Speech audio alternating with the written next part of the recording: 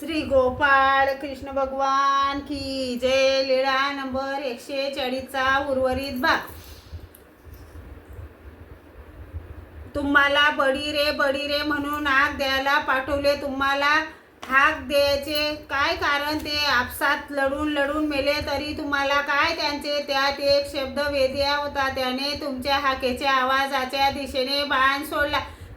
आम्ही तुम्हाला पाठवले म्हणून चुकले. इतर कुणी असता तर त्याला तो बाण नेमका लागलाच असता. मग सर्वज्ञ झोपले. दुसऱ्या दिवशी सर्वज्ञांना सकाळचा पूजावसर झाला. सर्वज्ञ गुंफेकडे फिरायला गेले.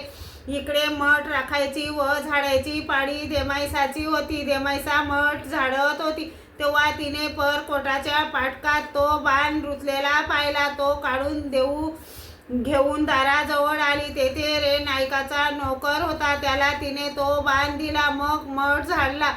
सडा समार्जन केले तेव्हा सर्वज्ञ येऊन ओसरीत बसले. देमाईसाने विचारले, जी मी मठ झाडत असता परकोटाच्या फाटकात बाण रुतलेला दिसला तर तो तेथे कसा काय? सर्वज्ञ म्हणाले, ते तुम्हाला माहीत नाही जी, मला माहीत नाही.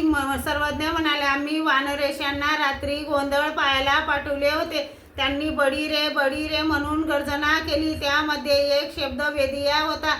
त्याने आवाजाच्या दिशेने बाण सोडला. तो त्यांच्या कानाजवळून गेला. परकोटाच्या फाटकात रुतला. आम्ही पाठवले होते म्हणून चुकले. इतर कुणी असता तर तो मेलाच असता. मग सर्वज्ञांनी देमाईसाला विचारले, तो बाण कुठे आहे? देमती, जी मी तो रे नायकाच्या नोकराला दिला. सर्वज्ञ म्हणाले, जा परत मागून आणा. हो जी. मग गेली बाण मागून आणला. सर्वज्ञांनी त्यांची दांडी मोडविली व टोक टेचून जमिनीत पुरविले.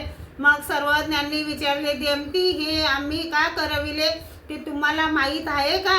नाही जी, मला माहीत नाही. सर्वज्ञ म्हणाले, त्या बाणाने त्याने जर एखाद्याचा प्राण घेतला असता तर त्याचे निमित्त कारण तुम्ही झाले असते. हे करी ते या नरक, घरी ते या नरक, एकासी देत ते या नरक. श्री गोपाळ कृष्ण भगवान की जय.